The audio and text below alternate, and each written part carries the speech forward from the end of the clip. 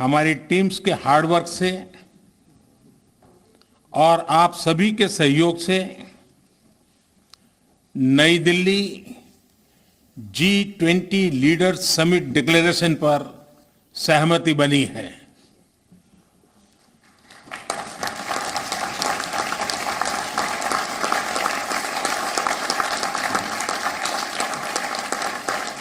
मेरा प्रस्ताव है कि इस लीडर्स डिक्लेरेशन को भी एडॉप्ट किया जाए।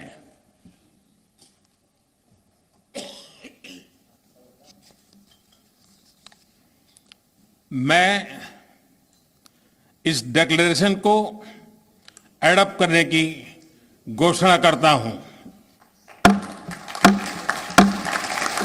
मोदी ने कहा कि लीडर्स डिक्लेरेशन को अडॉप्ट किया जाए। प्रणय उपाध्याय का मैं रुख करूंगी। प्रणय, G20 के अभी ये दूसरा ही सत्र है और दूसरा सत्र अभी शुरू हुआ है और डिक्लेरेशन के ऊपर सहमति बन जाना मुझे लगता है ये एक बड़ी सफलता है। प्रधानमंत्री मोदी ने कहा न्यू दिल्ली लीडर्स डिक्लेरेशन पर सहमति बनी, कैसे समझे?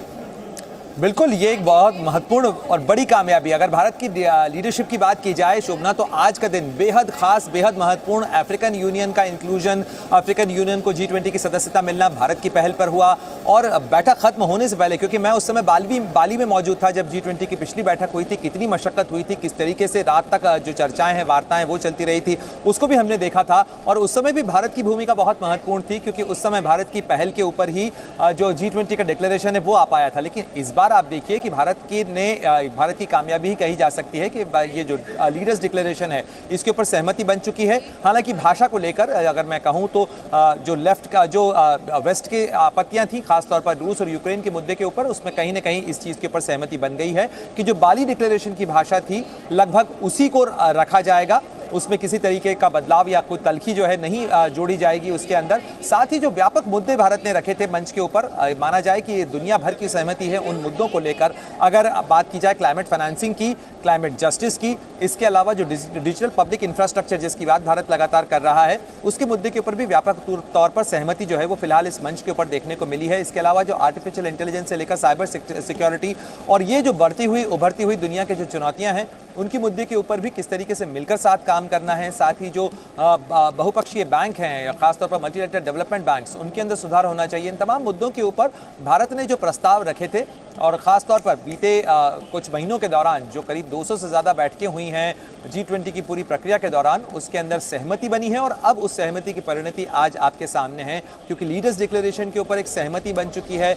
और खासतौर पर वो जो मुद्दे हैं, अभी भी 2 सत्र जो है, कहा जाए एक सत्र अभी और बाकी है, और उस सत्र के बाद ये देखना होगा कि किस तरीके से ये लीडर्स डिक्लेरेशन तो न केवल सामने आता है, बल्कि किस चेहरे के साथ में वो जो हैंडशेक है जिसका इंतजार रहेगा कि किस बड़ी ग्रैंड तस्वीर के साथ दुनिया यहाँ से एक नज़र होकर दिखना चाहती है। बिल्कुल प्रणय, मैं आपसे ये भी जानना चाहूंगी कि अब ये, क्योंकि ये तो निकलकर सामने आ ही गया है, प्रधानमंत्री नरेंद्र मोदी ने कहा है कि खुशखबरी है, डिक्लेरेशन जो है लीडर्स डिक्लेरेशन, उस पर सहमति बन चुकी है, डिक्लेरेशन आएगा। तो कल जब तीनों सत्र फाइनल हो जाएंगे उसके बाद ये डिक्लेरेशन की भाषा और डिक्लेरेशन पूरा सामने आएगा दुनिया के।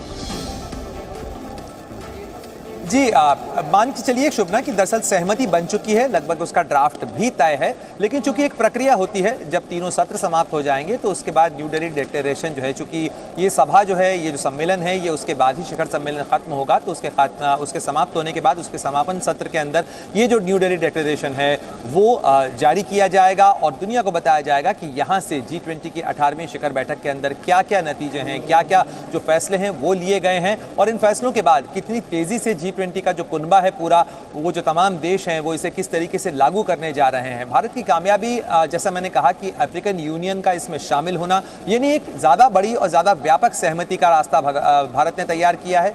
इसके अलावा इसकी एक बड़ी कामयाबी कही जा सकती है कि